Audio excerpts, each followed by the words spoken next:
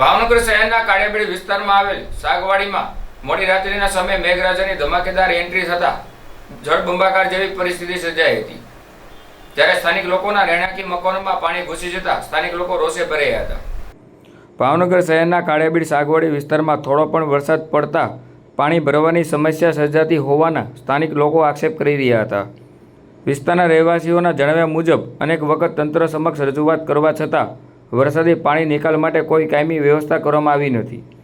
વરસાદની આગાહી વચ્ચે મોડી રાત્રે ગાજવીજ સાથે પોણો કલાક ધોધમાર વરસાદ વરસતા કાળિયાબીડ સાગવાડી વિસ્તારના અનેક રહેણાંકી મકાનોમાં વરસાદી પાણી ઘૂસી ગયા હતા, જેના કારણે સ્થાનિકોનો ભારે હાલાકીનો સામનો કરવો પડ્યો હતો। એટલું જ નહીં, ત્યાં ભાજપના નગરસેવક અને ડ્રેનેજ કમિટીના ચેરમેનના વિસ્તારમાં કાળિયાબીડ વિસ્તારમાં પાણી ભરાઈ જતા સ્થાનિકોનો રોષ ભરાયો હતો અને સ્થાનિકોએ તંત્ર સામે રોષ વ્યક્ત કરવામાં જણાવ્યું હતું કે જો આ વરસાદી પાણીનો નિકાલ માટે સમયસર યોગ્ય કામગીરી કરવામાં નહીં આવે તો દર વર્ષે આવી જ પરિસ્થિતિ સર્જાતી રહેશે। હવે તંત્ર તાત્કાલિક કાર્યવાહી કરે તેવી માંગ ઉઠી હતી।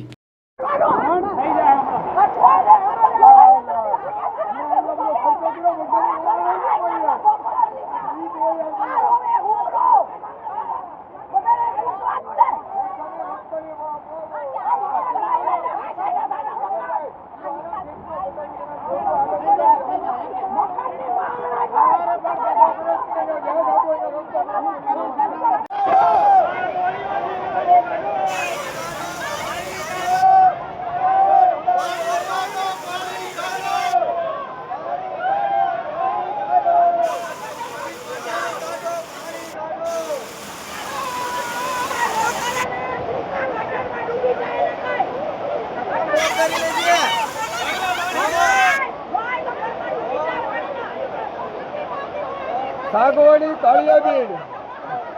કાળિયાબીડ સાગવાડીમાં પ્રથમ વરસાદ વખતે આપણે મહાનગરપાલિકા અને કોર્પોરેટરોને જાણ કરેલી હતી કે સાગવાડીના પ્રથમ વરસાદ વખતે નદીની જેમ પાણી આવતું હોય જેને નદીની જેમ કાઢવા માટે આપણે રજૂઆત કરેલી હતી।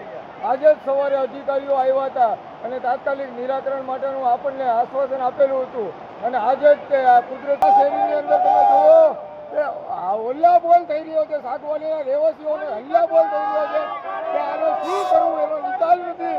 ત્યારે આ તંત્ર અને બેરું તંત્ર શું કરે છે એ ખબર નથી પડતી। આ 15 વર્ષ જૂનો પ્રશ્ન છે, આ 15 વર્ષ જૂના પ્રશ્નનું કોઈ નિરાકરણ નથી।